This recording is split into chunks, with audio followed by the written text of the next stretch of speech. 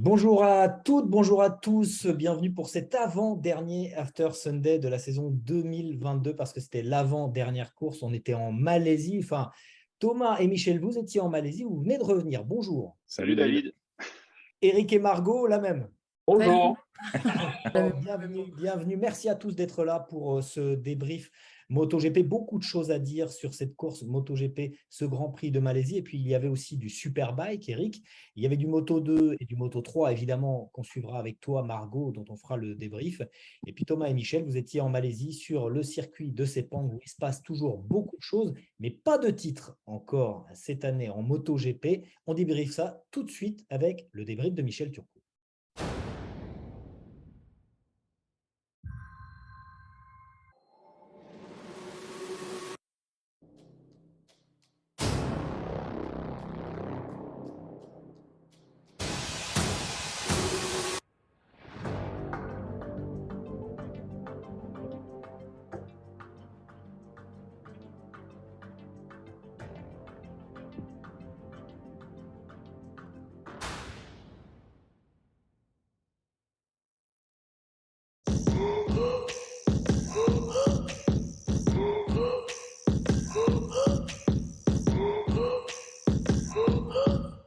Michel, ce Grand Prix, est-ce que tu t'attendais au scénario qui s'est produit? Non, je m'attendais à la victoire de Bagnaia, mais je m'attendais pas au podium de Fabio. J'avoue que je pensais que Pecco serait titré dès ce week-end à Sepang et ben non, il faudra attendre.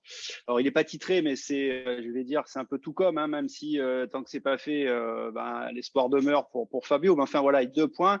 Il suffira qu'à Valence, Pecco mette 2 points de plus, c'est-à-dire que si jamais Fabio gagne, il suffirait à Pecco de terminer 14e pour avoir ces 2 points et pour être titré. Donc voilà, bon, autant dire que ça va être vraiment très compliqué, d'autant que voilà, la consigne chez Ducati, ça va être gagner la course. Là, je pense qu'ils vont pouvoir lâcher les chevaux, lâcher les fauves. Du moment qu'il y a une Ducati qui gagne, voilà, ça suffira à faire le bonheur de nos amis d'Aligna, Ciabatti et Tardozzi. Parce que maintenant, n'importe quel Ducati peut gagner, ça fera gagner Pecco Bagnaia. Donc là, c'est ce que Exactement. tu peux dire, Michel. Ça y est, plus de consigne. Bah là, je pense qu'il y a effectivement plus de consignes, hein. C'est voilà, à partir du moment où une Ducati gagne, à partir du moment où, enfin même si une Suzuki gagne d'ailleurs, parce que voilà, encore une fois, il faudrait que Fabio gagne cette course et prenne 25 points et que Bagnaia en marque pas 2, c'est-à-dire qu'il termine au-delà de la 14e place pour que Fabio soit champion. Donc autant dire voilà, peu de chance. Donc il y a pas besoin d'aider Bagnaia à terminer devant, hein. En tout cas, on va avoir voilà, ça n'est fini de ces consignes pathétiques et du triste spectacle auquel on a eu droit à Sepang, David. On en reparle dans quelques secondes. Doc, tu y étais aussi à Sepang. Le scénario de Valence, est-ce qu'il s'est déjà produit des coups de théâtre à Valence? Ça a été déjà le cas. Ah oui. Ah oui, bien sûr, Valence 2006 avec Hayden et Rossi notamment. Et puis on peut ne pas oublier aussi Valence 2015. Avec Rossi, toujours Rossi, et cette fois Lorenzo. C'est aussi un peu le même principe, enfin, la même chose qui s'est passée. Ouais, c'est ça. Et Lorenzo, les deux. Ouais. Donc du coup, non mais voilà, donc du coup, ces deux choses, enfin, c'est les deux dans l'ère MotoGP où il y a eu quelque chose qui s'est passé. Disons que à Valence. Tu veux dire quelque chose, s'est Michel? joué à Valence. Après 2015, pour revenir à 2015, il aurait fallu un miracle là encore pour que Rossi soit champion et le miracle n'a pas eu lieu. En tout cas pour lui. Donc, enfin voilà, des renversements de. Est-ce qu'il y a déjà eu, enfin, je suis pas sûr que tu aies ça sous le coude, mais est-ce que des renversements de vapeur comme ça sur le dernier Grand Prix, un pilote qui arrive avec 23 points d'avance? Non. Et je pense pas que ça se soit déjà produit. Disons que le terrain déjà est pas super favorable à la Yamaha. Donc voilà, Pipeco, oui, qui tombe. Bon, il suffit d'assurer, il n'a pas besoin de prendre des risques, donc c'est vrai, mais c'est vrai que ça peut arriver. Voilà, c'est pas terminé. Ça peut voilà, on peut avoir une victoire de Quartararo, une chute de Bagnaia, ça peut se produire. Juste un chiffre intéressant, là, j'en discutais avec un confrère qui s'appelle Daryl de GP Inside, et en fait sur un tiers des victoires de Fabio, quasiment, Bagnaia est soit tombé, soit a eu un problème technique. Jerez 2020, Mugello 2021, Barcelone 2022, Sachsenring 2022. Sur ces 4 victoires de Fabio, Bagnaia a eu un souci. Donc c'est pas jamais arrivé, donc forcément, on peut toujours se raccrocher à cet espoir de se dire que il peut y avoir une autre victoire de Fabio avec un problème de Bagnaia. Enfin, pour mémoire, le doc, il nous avait vendu en début d'année qu'il n'y avait jamais de pilote qui terminait au-delà du top 5 au premier Grand Prix qui était champion du monde. Donc, sauf Mir en 2020. Madame Soleil, on y croit qu'à moitié quand même. Et combien de pilotes avec 90 points de retard peuvent être champions du monde? Ça aussi, ça sera une sacrée statistique. Si tu veux, si Bagnaia gagne le titre, ce sera la plus grosse remontée de l'histoire, en tout cas depuis que le système de points actuel existe. Il faudrait faire la correspondance avec les points avant 93, tu sais. Mais sinon, le dernier en date à avoir fait une telle remontée, on va dire, pas aussi importante, mais c'était Mir en 2020 qui avait remonté 48 points. Donc là, on est quasiment sur le double. Au double, ouais. Michel, tu as parlé de scénario pathétique avec ce Grand Prix de Malaisie à Sepang avec les consignes de course Ducati. Tu nous expliques comment tu vois les choses, parce que pour mémoire, Bagnaia et Bastianini se battent pour la victoire. Fabio, lui, fait une course magnifique et parvient à garder le podium. Mais tu ne penses pas que Bastianini s'est vraiment battu?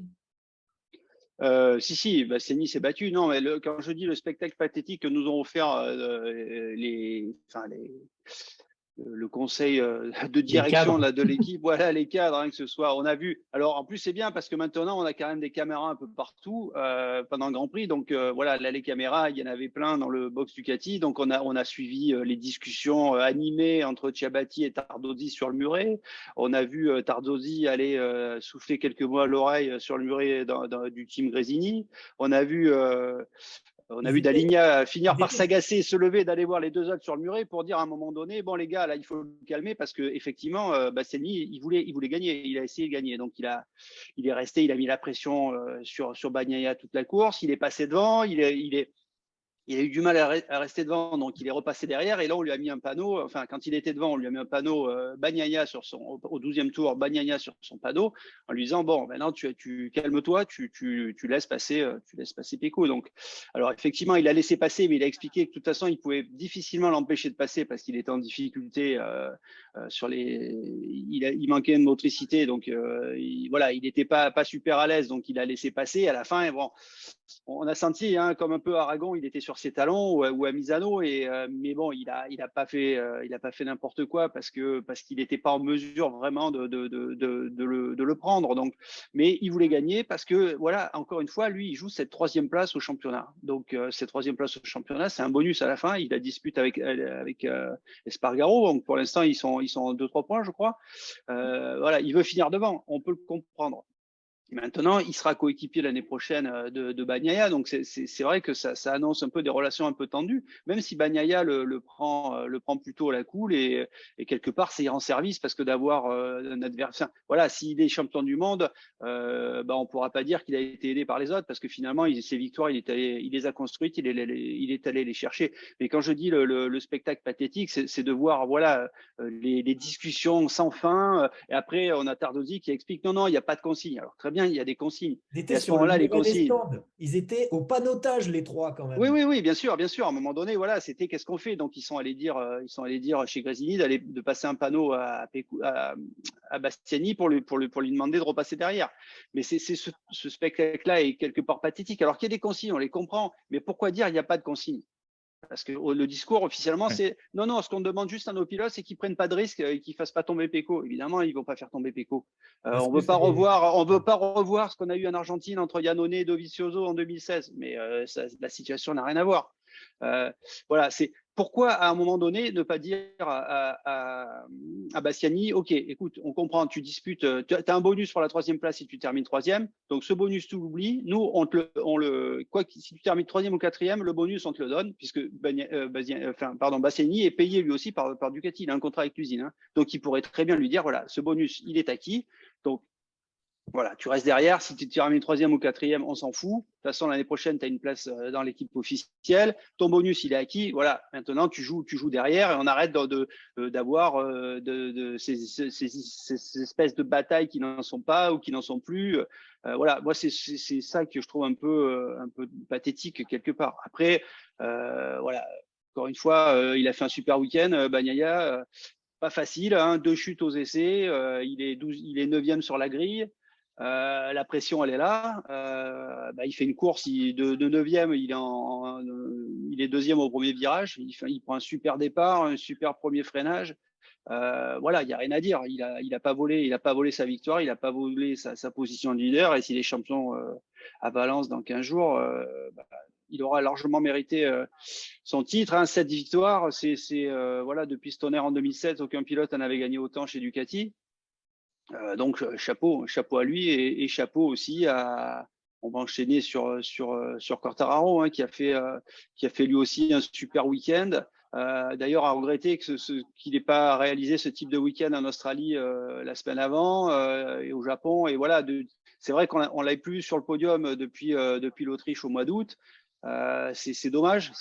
On aurait aimé qu'il soit aussi brillant. Alors, il n'a pas été pour diverses raisons, hein, mais en tout cas, là, il a vraiment été tout le week-end. Il n'a pas été aidé par son équipe ni par sa moto. La qualif, il s'est blessé aux essais. Il s'est cassé une phalange du majeur la main gauche, qui l'a pas vraiment handicapé, même si ça l'a fait souffrir, mais il a serré les dents. Mais voilà, il s'est vraiment battu jusqu'au bout. La qualif, il est 12e sur la grille, et ça, c'est la faute de son équipe parce qu'on gère mal la qualif. Il ressort trop tard sur le deuxième run, il n'a qu'un tour et ça se passe, il fait une erreur, voilà, et il n'a pas un deuxième tour pour améliorer son chrono. Donc malgré tout, il fait un super départ, il fait un bon départ et un super freinage au premier virage. Il se retrouve 5-6 tout de suite. Il gère bien, voilà, pour une fois, ils ont bien géré la pression du pneu avant, donc il n'a pas été gêné avec ça dans ça. Et après, voilà, il s'est mis dans un rythme qu'il a conservé. Il y a Bezzecchi qui lui est revenu dessus. On s'est tous dit, bon, Bezzecchi va le passer. Et si Bezzecchi le passait, le titre était pour Bagnaia. Bezzecchi, finalement, en remontant, a cramé son pneu alors que Fabio a réussi à garder son rythme sans maltraiter ses pneus, puisqu'il a vraiment été vite sur le même tempo du premier au dernier tour quasiment. Donc voilà, chapeau, belle course, et il fait durer un peu le suspense jusqu'à Valence. Merci Michel pour ce débrief complet, ce tour d'horizon de la situation, surtout entre les deux leaders, parce que les deux leaders ont montré qu'ils étaient vraiment les patrons de ce championnat 2022 lors de ce Grand Prix de Malaisie. Ils avaient énormément de pression sur les épaules. On l'a senti, ça, aux essais notamment. Oui, clairement, on a vu. C'est vrai qu'on a eu. Les essais ont été vraiment mouvementés. Hein, les deux sont tombés. Il y a cette blessure de Fabio. C'est vrai que tout le week-end, ça a été voilà, à suivre. Hein. Il y a beaucoup de rebondissements. Et c'est vrai, on s'est dit, il va se passer en course, il va y avoir encore des chutes, il va se passer quelque chose, c'est pas possible. Et ben finalement, les deux, ils ont été, voilà, tu l'as dit, David, c'est les deux patrons là cette année. Ils ont encore montré, voilà, solide, pas d'erreur, et deux très belles courses pour l'Italien et le Français. Ouais, la course, sinon, elle était un peu morne, hein, pour le reste. Disons qu'on aurait, alors on espérait revoir du Marquez version australienne. Il était en première ligne, mais bon, il avait annoncé, hein, j'ai réussi un chrono vraiment pendu en qualif, mais en course, ce sera impossible de tenir ce rythme, et ça a été ça. Et non seulement il n'a pas tenu le rythme, mais en plus il termine 7e à 14 secondes, et à la fin il est débordé par Miller. Il n'a pas résisté à Rins. Voilà, il a été dans le dur, et il a rappelé que même aussi prodigieux soit-il, avec la Honda qu'il a aujourd'hui, c'est hors de question de jouer un titre face au Ducati, quoi. Donc ça, c'est encore voilà, il y a du boulot chez les Japonais pour la saison prochaine. Je voudrais avoir vos réactions, Thomas, Margot, Eric, sur Ducati, ce qui se passe chez Ducati entre Bagnaia et Bastianini. Est-ce que vous comprenez que Bastianini se batte face à Bagnaia, et est-ce que vous comprenez les consignes d'équipe Ducati? Thomas, d'abord. Michel a déjà un peu tout décrit. Les consignes d'équipe, oui, on en a déjà parlé dans les émissions précédentes. Ce sont des pilotes payés par Ducati. L'employeur leur demande de respecter le fait qu'il y a possibilité d'avoir un titre qu'ils convoitent depuis 2007. Donc, voilà, s'il y a la possibilité, en tout cas, de contribuer à ça, oui. Par contre, ils n'ont jamais empêché un pilote qui était capable de gagner. Voilà, c'est ce qu'a dit Zarco en Thaïlande. Quoi qu'il en soit, si Bagnaia avait gagné, s'il était deuxième, la condition pour qu'il soit titré, c'est que Fabio ne soit pas sur le podium. Le seul espoir, c'était Bezzecchi.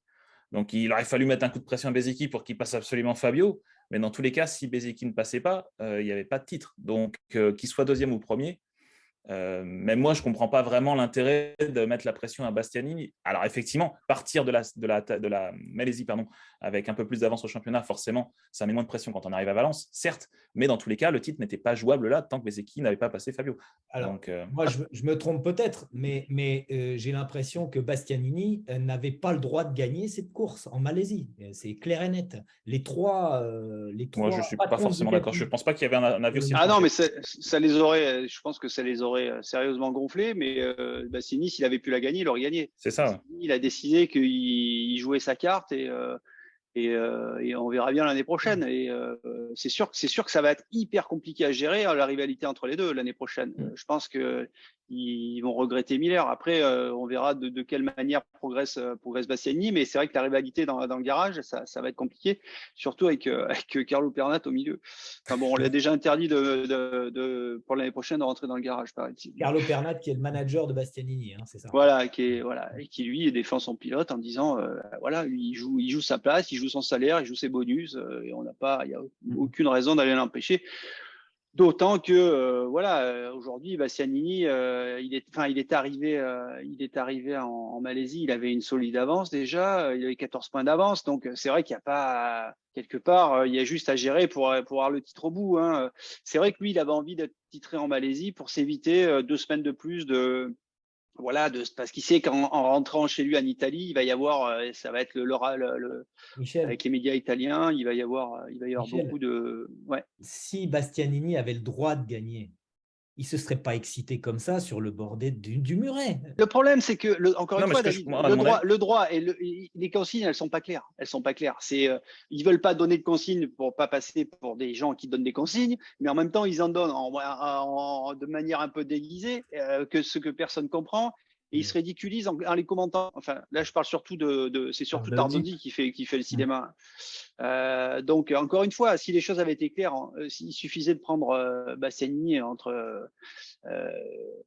tête à tête et lui dire voilà, on comprend, tu te bats pour ton bonus parce que finalement c'est ça, tu te bats pour ta 3e place. Donc on te demande, tu es salarié chez nous, voilà, cette 3e place, on te paye ce pourquoi tu te bats, mais maintenant tu restes derrière Pecco parce que nous on joue un titre champion du monde après lequel on court depuis 2007 et il est hors de question qu'on laisse échapper cette année. Sinon on va passer pour des baltringues. C'est la gestion qui est pas terrible dans tout ça. Je pense que les consignes par rapport à Bastianini, c'était plus, entre guillemets, pour le calmer que pour lui interdire de gagner. Parce qu'on a quand même vu sur les images 2-3 fois les freinages où il arrive vraiment, vraiment dans l'arrière de Bagnaia. Et en gros, comme le disait Michel tout à l'heure, il était hors de question en Malaisie de revivre le scénario de l'Argentine où Iannone avait pulvérisé Dovizioso. Donc voilà, après, il y avait certainement cette peur de se dire si on les laisse se bagarrer comme ça risque de mal finir. Et comme le disait Michel, Fabio était sur le podium. Donc là, si tu veux, c'était vraiment une question de gros points. Et comme Bezzecchi derrière ne pouvait plus revenir, si jamais il se passait quelque chose, c'était tout bonus pour Fabio. Parce que imagine, on a le même scénario qu'en Argentine en 2016. Fabio, il récupère 25 points ou 20 points. C'est plus la même mayonnaise à Valence parce que c'est de nouveau Fabio qui est en tête. Donc, je pense que c'était là aussi l'inquiétude de Ducati. Plus que de l'empêcher de gagner, c'était certainement mettre fin un petit peu à ces échauffourées. Après, je ne sais pas ce que Michel en pensera, mais j'ai lu aussi les déclarations de Tardozzi et sur les chronos. Quand il est passé en tête, tout de suite, son rythme était moins rapide que quand il était derrière Bagnaia. En fait, il a fait 5-6 tours en tête et il était moins rapide. Donc, il n'a pas réussi à creuser l'écart. Et je pense que c'est là, comme ça, de nouveau, ça se réchauffait. Ils ont dû se dire, il faut qu'on arrête les dégâts avant qu'il y en ait trop, justement. Mais l'empêcher de gagner, non, je ne pense pas. Parce qu'encore une fois, pour moi, c'est simple. C'est comme disait Thomas tout à l'heure, Johan, il l'a bien expliqué. On peut se battre pour la victoire, mais si ce n'est pas pour la victoire, on arrête de prendre des points à Pecco. Voilà. Pour moi, ça reste clair là-dessus. Après, les explications… Margot, comment tu vois les choses, toi? Sur les consignes d'équipe, là, je suis je suis du même avis que les garçons parce que, compliqué de rajouter quelque chose après tout ce qui a été dit, honnêtement. Mais je sais que tu avais posé aussi une autre question sur l'ambiance entre Bagnaia et Bastianini. Et pour revenir là-dessus, pour peut-être déclencher un autre sujet, mais si on reprend les propos de Marquez par rapport à ce qui va se passer chez Honda l'année prochaine, qui disait qu'il ne donnerait pas de conseils à Mir et à Rins et que ce seraient des rivaux. On va dire que Bastianini a la même mentalité et c'est ce qu'on a dit déjà dans les autres émissions, que ça fait du bien d'avoir un pilote qui, malgré les consignes d'équipe, il va quand même, bon, là, il y avait des consignes, ça reste quand même un sport individuel malgré tout, même si c'est un sport d'équipe. Donc, dans tous les cas, il y aura toujours cette rivalité et comme Michel le disait, ce sera quand même compliqué à gérer entre les deux. Et puis, si je peux rajouter une dernière chose, David, c'est il y a une autre rivalité dans tout ça entre Bastianini et les autres pilotes italiens. C'est que Bastianini, c'est le seul de toute cette clique là qui n'est pas un pilote de la VR46 Academy. Oui. Voilà, c'est un franc-tireur, Bastianini, et donc il a décidé qu'il en ferait qu'à sa tête. Et il a Carlo Pernat en plus derrière lui. Voilà, qui le soutient. Donc Bon Dieu. Voilà, il a décidé que voilà, il jouait sa place, il jouait sa course et qu'il n'avait pas à obéir. Encore une fois, si on lui avait intimé les choses clairement en mettant sur la table ce pourquoi il court, après quoi il court, je pense que ça aurait été peut-être plus simple. Mais c'est aussi une partie de négociation qui aujourd'hui qui existe entre Ducati et son management, en l'occurrence Carlo Pernat. De toute façon, comme le disait aussi Margot, il ne faut pas se voiler la face. Quand tu as deux pilotes dans un box, le premier adversaire, ce n'est pas les autres, c'est ton coéquipier. Donc, de toute façon, la rivalité entre Pecco et Bastianini, elle sera évidente, comme elle a été évidente entre Rossi et Lorenzo quand il est arrivé, etc., etc. Il ne faut pas se voiler la face. Quand tu es avec le même matériel, tu n'as qu'une seule envie, c'est d'être devant le gars qui dispose du même matériel que toi. Donc oui, l'année prochaine, ça sera peut-être mouvementé, mais on l'a déjà vécu. Alors, est-ce qu'ils mettront un mur comme il y avait eu chez Yamaha pendant une année entre Lorenzo et Rossi? On verra bien. Mais de toute façon, et puis à la limite, tu vois, je vais te dire un truc franchement, c'est si l'ambiance elle est mauvaise, à la limite, c'est tout bonus pour Fabio. Hein. Pourquoi pas? Pourquoi pas? En tout cas, le débat est vif. Bastianini, en tout cas, marque son terrain, marque son territoire avant même de rejoindre le clan officiel. Et on va passer maintenant, pour parler des autres pilotes, parce qu'il y en avait d'autres, des pilotes que Bastianini, Bagnaia et Quartararo. On va passer au carnet de notes du doc.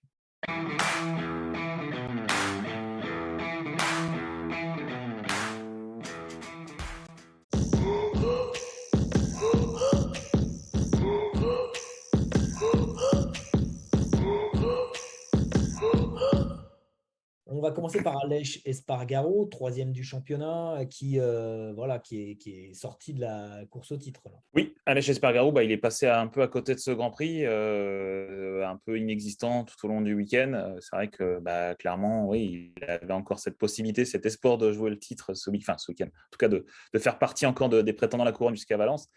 Et malheureusement, il a terminé 10e. Et maintenant, il est exclu. Donc, ouais, c'est vrai que ce Grand Prix, en tout cas, cette tournée outre-mer a été compliquée pour Aleix Espargaro. Il le dit lui-même, ça a été compliqué. Mais il souligne quand même que c'est une saison historique pour Aprilia, avec une victoire, avec plein de podiums, des pole positions.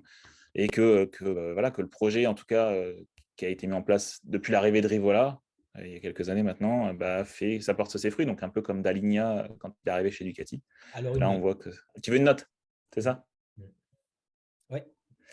Écoute, je vais lui mettre 4 parce que c'est dommage. Voilà, ce week-end, il n'a pas été là. D'accord. Une note pour l'autre Français, pour Johan Zarco. Je voudrais revenir pour défendre un peu Aleix Espargaro. Je pense que le 4, c'est plutôt à Aprilia qu'il faudrait donner sur ce Grand Prix parce que je pense qu'ils ont eu vraiment des gros problèmes techniques. Et là, ça fait quelques courses qui sont en difficulté en termes de gestion de matériel. Ils ont enfin voilà, ils sont en fin de saison et ils utilisent des pièces qui ont dépassé le kilométrage pour lequel elles auraient dû être utilisées. Et ça, c'est un peu inquiétant dans le sens où l'année prochaine, ils auront Oliveira et Raúl Fernandez dans l'équipe RNF, deux pilotes qui sont censés utiliser les motos, les Aprilia de cette fin de saison. Donc comment ils vont arriver à gérer, comment Aprilia va arriver à gérer voilà, les 4 pilotes, 4 motos, enfin 8 motos, voilà, c'est un peu pour moi un petit point d'interrogation là. C'est après ce qu'on avait vu jusqu'à présent là, ils sont voilà, la fin de saison elle est difficile à tous les niveaux et pas seulement pour les pilotes, quoi. Thomas, on passe à Johan Zarco et après je voudrais ton avis aussi, Michel, sur Johan. Je vais me faire taper sur les doigts encore une fois, mais là, oui, encore une fois. Alors, je vais lui mettre la note. La note, pour moi, ça serait 3. Voilà, pour ce week-end. Je suis désolé, hein, je suis obligé d'être un peu dur. En arrivant jeudi, quand on a fait son débrief, jeudi, il nous disait clairement qu'avec le rythme qu'il avait affiché ses dernières courses, il entrevoyait une victoire ou au moins un podium ce week-end. Et non, il se qualifie 18, il part 17, un de ses plus mauvais résultats en qualification MotoGP. Et ensuite, il manque son départ, encore une fois. Donc, même s'il fait une belle remontée et qu'il termine 9e, encore une fois, c'est pas là où on l'attend. Donc, que dire de plus? C'est quand je lui ai posé la question de est-ce qu'il, lui, il a eu des consignes d'équipe, il m'a dit de toute façon, moi, ça ne me concerne pas, j'étais 18. Donc, mais ouais, c'est vrai que c'est encore une fois là où le bas blesse, ce sont ses départs. Lui, il le fait en 2 secondes 5, alors que Bagnaia le fait en 2 secondes 3 en moyenne, et ces 2 dixièmes, apparemment, le mettre dedans, ça lui fait perdre des lignes au départ, et donc c'est ça qui lui pose des problèmes. Voilà. Michel, est-ce que tu as évoqué ce problème des départs avec Johan? Parce que c'est un point, pour le reste, c'est un pilote complet, mais il y a un souci sur Ouais, enfin, par rapport à sa course, il fait quand même une remontée mémorable, hein, parce qu'il est 21e au premier tour, 9e à l'arrivée. Comme Miller. Donc, voilà, mais c'est vrai qu'il se gâche la vie, et là, ça devient un peu, je pense que de se dire, j'arrive pas à partir, enfin, je pars mal, et puis voilà, il faut vraiment qu'il travaille là-dessus. S'il règle ce problème de départ, ça ira beaucoup mieux. Après, c'est vrai qu'aujourd'hui, voilà, comme il le dit, le niveau est tel en MotoGP que si on met pas tout bout à bout, c'est impossible, c'est très dur en tout cas. Il a eu des problèmes techniques aux essais. Chaque séance, il y a eu un petit problème technique, après une petite erreur sur la qualif, ce qui fait que il se retrouve mal placé sur la grille. C'est une accumulation de, quand ça se passe mal, le bilan il est mauvais, et c'était le cas ce week-end. Il a des clés à trouver encore. Physiquement, on a l'impression aussi il parle beaucoup toujours de son physique, du fait qu'il a besoin de, voilà, c'est dur, il fait chaud, c'est fatigant. On a l'impression, on sait que JMB le fait beaucoup travailler sur son cardio. On a l'impression qu'il a encore du mal à passer ce cap qui lui permettrait peut-être d'être un peu plus lucide sur la moto dans des moments un peu clés, quoi. Ouais, Mais c'est Jean-Michel Bayle, hein, évidemment, le coach de Johan Zarco. Eric, tu le connais bien, Jean-Michel. Qu'est-ce qu'il lui prodigue comme entraînement? Qu'est-ce qu'il lui prodigue? On sait surtout que Jean-Michel, pardon, il est aussi c'est une bête de travail, hein. Quand il a réussi en Supercross aux États-Unis, c'est parce qu'il travaillait, etc. Donc, si tu veux, lui, il a ses méthodes de travail. C'est souvent aussi pour ça que ça a fait des étincelles avec les autres pilotes qu'il manageait, parce que lui, il a une vision très stricte du travail, et que quand en face de lui, il n'a pas forcément la réponse qu'il attend, ça a tendance un petit peu à monter. On ne va pas se le cacher, notamment quand il était coach chez Honda au sein du team de motocross en MXGP avec Gauthier Paulin, ça avait fait un petit peu des étincelles. Donc voilà, maintenant, Johan, paradoxalement, il disait après le débrief, après course, que son départ au niveau des chiffres, comme le disait Thomas, c'était un petit peu moins de 2,5. Et en fait, il avait fait un départ plus rapide que celui de Silverstone. Donc, et pourtant, à Silverstone, il part en tête. Mais après, il a un problème sur la deuxième vitesse, etc. Mais son temps de réaction est plus rapide que celui de Silverstone. Donc voilà, après, c'est comme, pour en revenir à ce que disait Michel, c'est un peu les enchaînements. C'est-à-dire que dès le vendredi, quasiment avec Johan, on sait si ça va bien se passer ou pas. Parce que quand il est tout de suite devant le vendredi, il y a une dynamique positive qui se met en place. Et là, on a vu, bon, alors, problème aux essais, au drapeau jaune pendant la qualif aussi. Donc, il ne peut pas faire son tour correctement. Et puis, en course, alors il disait sur la grille, il a dit je suis 17e, donc je ne vais pas beaucoup perdre de place, moins que d'habitude. Mais finalement, si, puisqu'il passe 21e au premier tour. Mais je pense que ouais, Johan, il a peut-être eu des clés encore à trouver. Mais ça n'empêche que la note de 3, elle est dure quand même, je trouve. Mais parce qu'il a fait quand même une très belle remontée. Et je pense qu'il faut vraiment qu'il y ait cette victoire pour que ça fasse un vrai déclic. Voilà. Et il en a les possibilités. Alors, on va peut-être reparler encore longtemps de la Thaïlande, mais c'est sûr que s'il avait pu aller au bout de cette course-là, moi, j'espérais un peu à la Malaisie avec les orages. Il avait plu un petit peu pour le Moto 2, le Moto 3. Je me disais peut-être que ça va redémarrer et ça va refaire encore autre chose parce que moi, j'aime bien Johan, donc je ne suis pas trop objectif, mais je pense qu'il a fait une course. Il a fait encore une course qui est significative de son niveau et de son talent, quoi. Margot, est-ce que tu trouves que la note du doc est sévère, toi? Oui, j'aurais au moins mis la moyenne quand même parce que, enfin, je vais pas encore répéter tout ce qui a été dit, surtout j'étais vachement d'accord avec ce que disait Eric et Michel du coup, parce qu'il y a eu plein de circonstances qui ont été mises bout à bout. Ça fait forcément un résultat qui n'est pas aussi positif qu'on peut l'attendre, mais se retrouver à la 21e place et après terminer 9e, c'est quand même une bonne performance. On va en reparler d'ailleurs en moto 3, mais ça, ok. Après, il y a aussi, oui, voilà, comme on parlait du physique, dépasser du monde, surtout quand tu es en Malaisie, physiquement, ça devient compliqué. Donc, je pense que 9e, je ne sais pas s'il aurait pu espérer un meilleur résultat que 9e, parce que physiquement, c'est compliqué. On le voit quand ils sont dans le parc fermé après, qu'ils sont épuisés. Donc, je pense que vous ne pouvez pas forcément espérer mieux. Je précise quand même que tout le monde passe pour des bons samaritains à chaque fois que je mets des notes, hein, parce qu'à chaque fois, on dit ouais, t'es trop dur, machin. Donc c'est vachement simple de faire ce que vous faites. Voilà, je tiens juste à... Non, mais Doc, tu as le rôle le plus difficile, on est tous d'accord. Alors, une note pour Franco Morbidelli cette fois. Meilleure note de l'année ou non? Alors, oui et non, parce que en fait, si tu veux, il s'est quand même tapé un double long lap penalty, donc c'est pas pour rien. Et ensuite, en course, il a quand même pris 3 secondes de pénalité à la fin. Donc, voilà, ça reste un week-end un peu compliqué pour Morbidelli, mais en tout cas, comme il le dit, il a dit qu'il allait retrouver un peu de feeling sur la Yamaha. Il est mieux vaut tard que jamais, mais bon, ça va être compliqué de lui mettre une bonne note. Ouais, d'autant qu'aux essais, on l'a vu quand même faire un peu n'importe quoi, se promener, gêner les autres. Oui, c'est ça. Des moments, on a l'impression qu'il est un peu ailleurs, quoi. Mais on l'a revu, Morbidelli. Oui, allez, on va lui mettre la moyenne parce qu'il est d'un petit peu de retour. Mais effectivement, comme dit Michel, il a fait un peu n'importe quoi tout au long du week-end. Comment tu l'expliques ça, Michel, l'ascenseur de Morbidelli? Je ne l'explique pas et personne ne l'explique en fait. C'est un peu comme s'il n'était plus vraiment là, quoi. On ne sait pas. Quand tu vois les perfs de Crutchlow, tu peux te dire s'il y avait un pilote de test à mettre en place, ça serait plutôt Morbidelli et à remettre Crutchlow en titulaire. Non. Attends, il va bien quand même. Oui, non, mais ça va, il roule correct pour faire des tests. Voilà, après.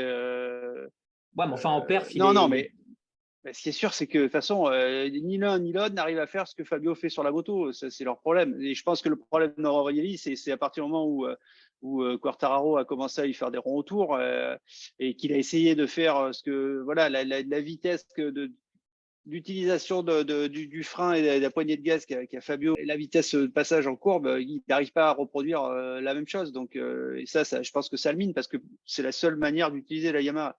Compenser l'accélération en ayant une énorme vitesse en entrée de virage et en ralentissant la phase de freinage, en gardant la vitesse. Et ça, il n'arrive pas à le faire. Donc, espérons que le nouveau moteur, la Yamaha, lui permette de retrouver ses sensations et qui montre un peu ce qu'il nous a montré par le passé, quoi. Sur le papier, Crutchlow, sur ce qu'il montre depuis un moment, depuis son retour, je trouve qu'il est supérieur à Morbidelli. Tous les autres pilotes de test qui sont venus rouler sur les autres marques, regarde Bradle. Bradle, il n'a jamais été aussi performant que Crutchlow l'est, respectivement parlant, sur les marques, que Crutchlow l'est sur la YAM. Voilà, c'est simplement ce que je voulais dire. Je ne parle pas de Crutchlow vis-à-vis de Fabio, je parle de Crutchlow, on ne parle pas de Binder, mais par rapport à Morbidelli, je trouve qu'il y a question quand même. Tant que Crutchlow n'a nullement l'intention de revenir faire une saison. Oui, non, mais bien sûr. Il Mais... se serait bien passé de revenir, Ouais. faire les 5 derniers Grands Prix. Est-ce que Doc, tu veux ajouter une note peut-être sur les Suzuki ou les Honda dont on n'a pas parlé encore? Ou KTM aussi? Suzuki, alors les Honda, on a parlé un peu de Marquez, mais en dehors de Marquez, on peut parler peut-être de Paul Espargaro, où ça a été quand même un week-end très compliqué pour lui, avec 3 chutes, je crois, le samedi, ou en tout cas les 2 premiers jours. Je ne sais plus si c'est le samedi tout court, ou en tout cas 3 chutes, en tout cas pendant les essais, et une 14e place en course. C'est compliqué. De toute façon, on le voit, il n'y a que Marquez qui arrive à faire marcher cette Honda, à la limite à chaque virage. Quelques images ont été quand même assez frappantes. On le voit au guidonnage un peu partout, et Paul Espargaro n'arrive pas à faire ce que fait Marquez. Donc 8 8, non, pas du tout. Non, pas du tout. Non, écoute, je lui mettrais, ouais, encore une fois, je ne lui mettrais pas la moyenne, je mettrais un 3. Mais c'est dur parce que. Non, mais c'est dur parce que c'est vrai que on va dire, chez Yamaha et chez Honda, il y a qu'un fer de lance à chaque fois. C'est soit Marquez, soit Quartararo. Et effectivement, les autres pilotes se cassent les dents sur cette M1 ou sur cette RC 213V, quoi. Voilà. Un petit mot, David, juste une petite info sur Suzuki. Mir a eu des gros problèmes de syndrome des loges sur cette course, et bilan, il va se faire opérer en fin de saison parce que je pense qu'il aura besoin de bien de ses 2 bras pour tenir la Honda l'année prochaine. Très bien. Merci Michel pour l'info. On passe aux stats rapidement parce qu'il nous reste le Sunday Race Recap et le Margot GP. Donc, est-ce que tu as quelques stats, Doc? Écoute, on a déjà un peu tout cité, effectivement. À chaque fois, je me fais spoiler toutes mes stats. Il se plaint encore.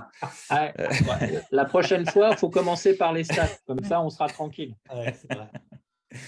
Non, mais effectivement, 7e victoire de Francesco Bagnaia. Il n'y a que Kaiser Stoner qui a fait mieux sur la même saison au guidon d'une Ducati. C'était en 2007 avec 10 victoires.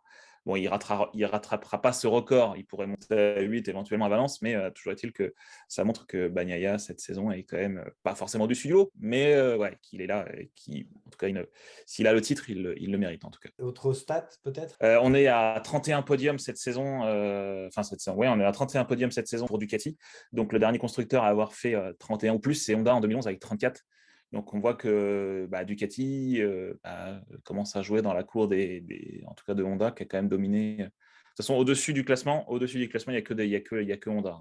97, le record, c'est 97 avec 39 podiums. Merci Doc, merci pour ces chiffres. On passe au débrief de Margot, Moto 2, Moto 3. Il y avait encore un titre à attribuer en Moto 2 et on en parle tout de suite avec Margot GP.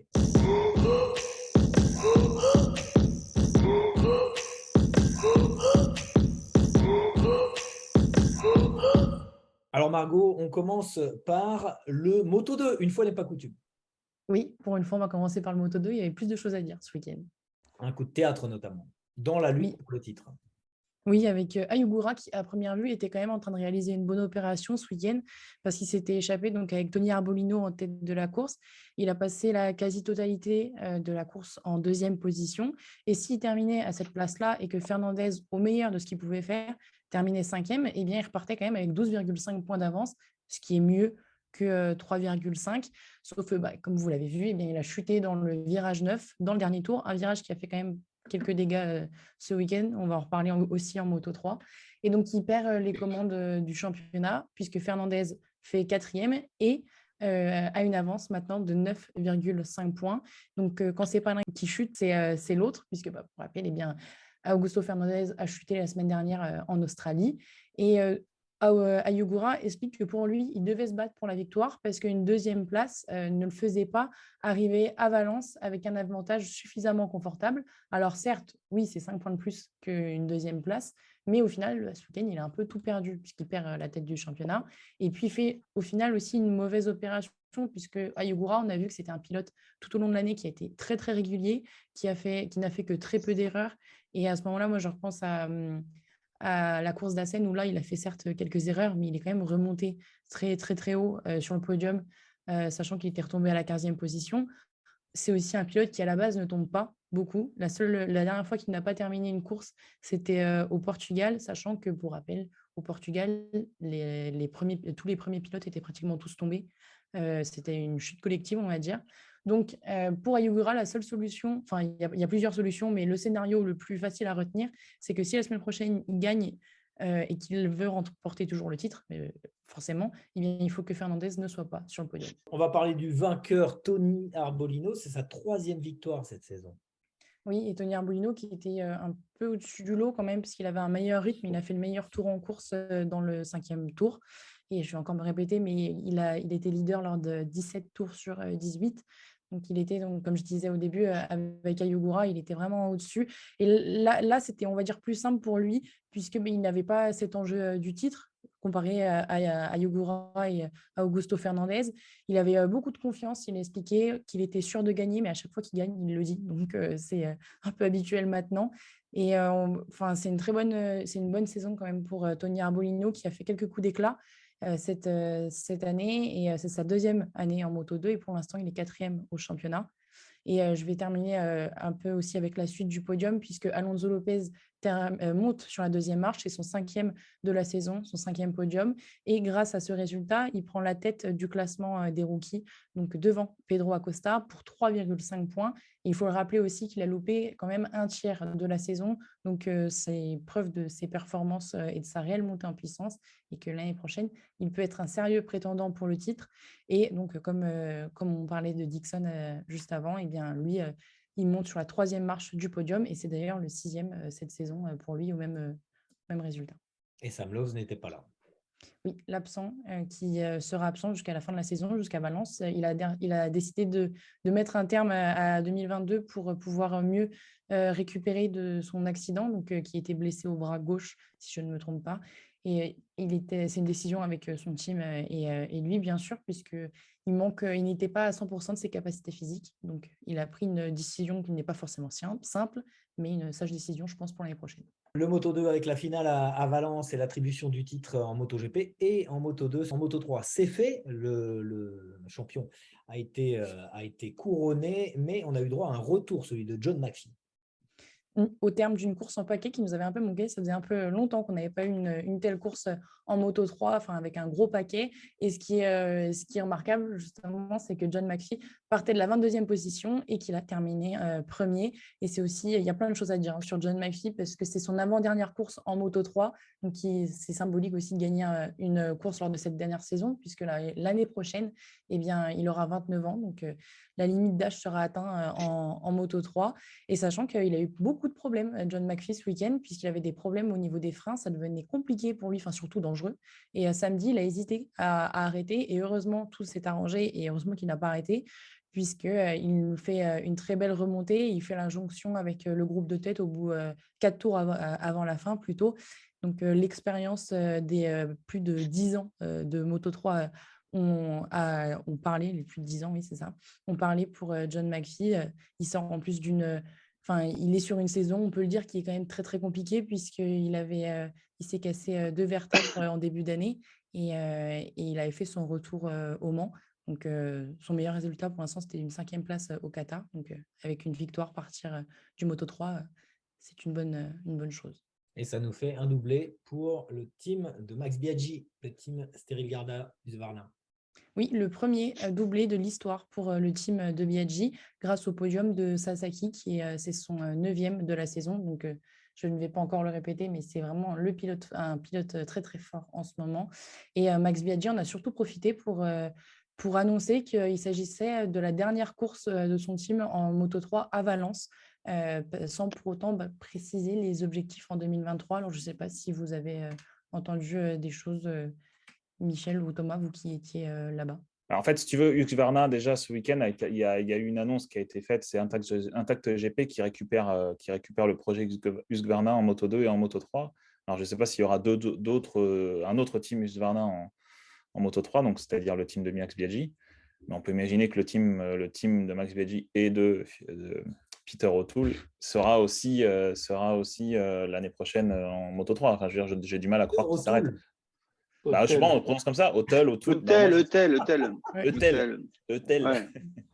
O'Toole, c'est Laurence d'Arabie, non? C'est Laurence d'Arabie, ouais.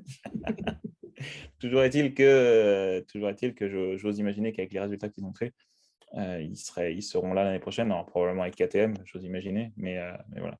Juste une petite remarque, je suis pas sûr, il faudra quand même revoir le règlement, mais je crois que c'était comme ça jusqu'à l'année dernière en tout cas. John McPhee, je crois qu'il a 28 ans, mais qu'il aura encore 28 ans en début d'année prochaine. S'il a 28 ans au 1er janvier, il a le droit de rouler encore l'année prochaine en Moto3. C'est un peu comme ce qu'avait fait Masbou il y a quelques années. Il est en super sport, McPhee, l'année prochaine. Je sais pas, tu as plus d'infos? Bah, Chez qui? c'est pas encore décidé, mais peut-être Ok. chez Buckmeister. Ok, donc sur les triomphes. Ok, Un merci. Écossais sur une triomphe, ça fait sens, non? Oui, effectivement. On aurait pu lui demander, on a pris l'avion avec lui, il a mis sa coupe dans l'endroit où on met les bagages. Donc... Allez, on revient au Bien. Moto3. Sergio Garcia, 3e, Margot. Oui, qui complète donc ce podium. On a pu croire aussi à une victoire dans le dernier tour de Sergio Garcia, mais du coup, il termine 3e. Et je voulais notifier la bonne performance de Diogo Moreira, enfin, du moins son meilleur résultat cette saison pour l'instant, puisqu'il termine en 5e position. Et il y a eu un virage assez compliqué, c'est le virage 9, Oui. qui a piégé beaucoup de monde, Margot. Très piégeur, exactement, puisque Stefano Nepa, on a encore évité un drame ce week-end, puisqu'il a chuté dans le 2e tour alors qu'il était en 6e position. Et donc, je pense qu'on a dû tous voir cette image qui faisait un petit peu froid dans le dos, et aussi, surtout, sa botte qui s'est retournée dans le mauvais sens, enfin, du moins sa jambe, du coup, qui s'est retournée à l'opposé. Donc, il a une fracture du bassin et du tibia gauche. Donc, on peut que lui souhaiter un bon rétablissement, mais ce n'était pas une belle chute à voir. D'accord, on termine par les points au championnat des vice-champions. Oui, puisque Garcia, pour l'instant, est 2e au championnat, mais rien n'est joué pour cette place au championnat, puisqu'il n'a que 8 points d'avance sur Denis Foggia et 14 points sur Sasaki. Donc, réponse aussi à Valence pour la suite du classement, on va dire. Merci Margot, merci. On passe maintenant au Superbike avec le Sunday Race Recap.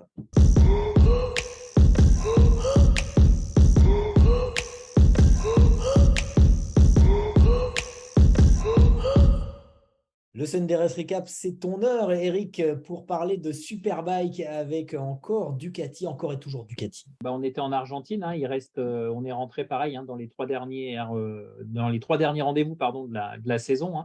Argentine, après on va aller en Indonésie et on terminera en Australie du 18 au 20 novembre. Donc voilà, on est aussi dans la dernière ligne droite. 3 courses, il y a 2 courses classiques plus une Super Pole Race. Sur les 3 courses, Bautista en a encore gagné 2. La Super Pole Race, elle revient à Razzaglioglu.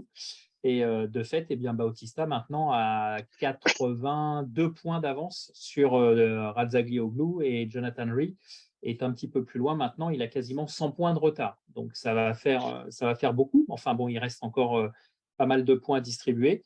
Donc voilà, on peut se diriger tout droit vers un doublé de Ducati, à la fois sur le Superbike et pourquoi pas sur le MotoGP. Mais tu n'as pas donné de note, Eric. Non, je n'ai pas donné de notes, c'était pour embêter le doc, mais je pense qu'il faudra vraiment qu'on lui fasse donner ses notes plus tôt, sinon il va nous faire une crise la prochaine fois. Il faut commencer comme ça, les notes et les stats. Comme ça, après, on est tranquille. Voilà. Non, après, voilà, côté français, ça n'a pas été super parce qu'en termes de résultats, Lucas Mayas fait 13e et 18e et 13e une nouvelle. Alors, sur les 2 courses, il fait 2 fois 13e. Sur la Super Pole Race, il fait 18e. Loris Vaz, qui était qualifié 6e, pouvait prétendre à pas mal de choses. Et puis finalement, il est tombé en première manche, il est reparti, il a terminé 16e.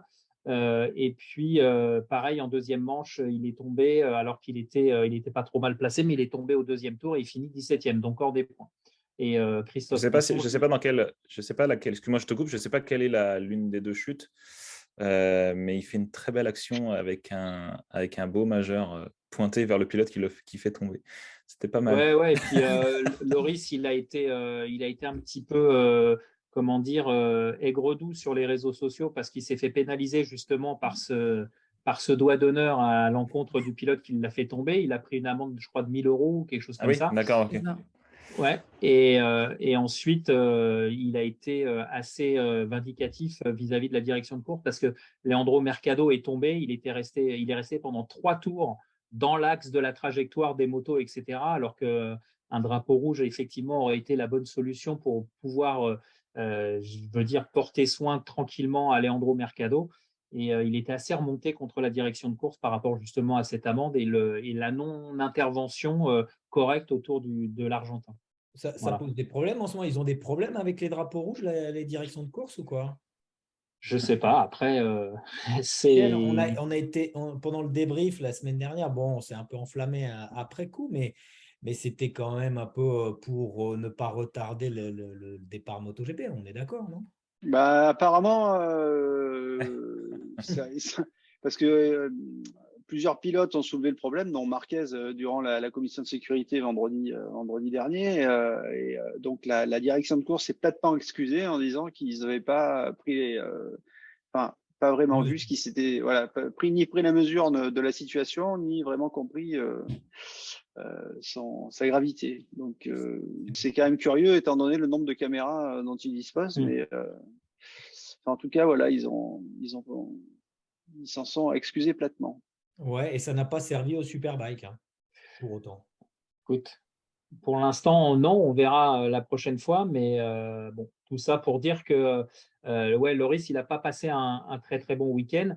Et puis, bah, tiens, moi aussi, je vais donner des stats là depuis le début de la saison. Donc, on en est à 14 victoires de Bautista contre 11 à Toprak Razgatlioglu et seulement 5 à Jonathan Rea. Donc, on voit vraiment que là, la balance a changé de camp et on est vraiment, voilà, on est vraiment dans une bonne dynamique du côté de chez Ducati, mais il reste encore 6 courses, donc ça fait encore beaucoup de points à distribuer. On parle du Super Sport où, pareil, Dominique Egarter a fait coup double, hein, il a gagné les 2 manches, donc il conforte un petit peu son avance au championnat. Là encore, ce n'est pas encore fait.